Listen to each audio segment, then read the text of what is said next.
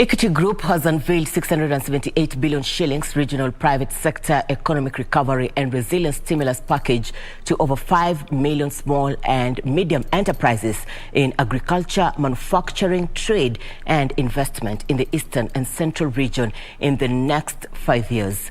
Equity Group CEO Dr. James Mwangi says the loans will be disbursed at an interest rate of between 13 to 18% as the bank seeks to support businesses to thrive and recover from the devastating health, social, humanitarian and economic impacts of the COVID-19 pandemic. COVID-19 socio-economic disruption negatively hurt small businesses, with those in Kenya suffering the most compared to her economic rivals, South Africa and Nigeria.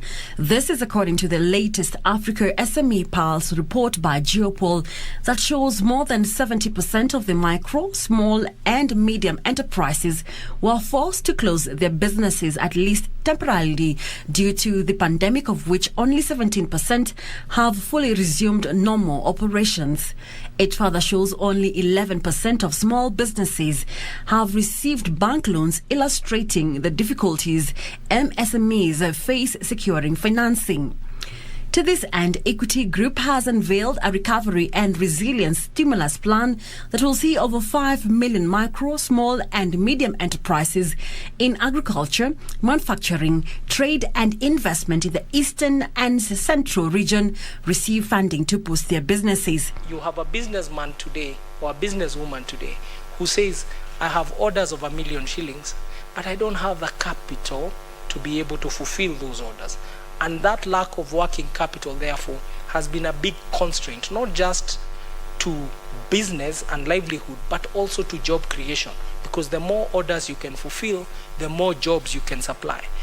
Equity Group Managing Director and CEO Dr. James Mwangi said a total of 678 billion shillings will be made available to 5 million MSMEs and 25 million individual borrowers for the next 5 years at the rate of 13 to 18.5% for the lowest risk and the highest risk categories, respectively. Credit pricing made simple.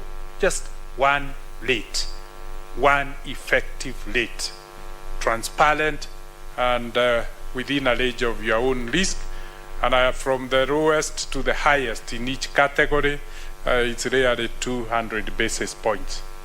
The recovery plan will have a special focus on youth and women as it seeks to leverage on productive capacities and comparative advantages to transform the region into a manufacturing hub that converts agricultural raw material into finished products for export and national use.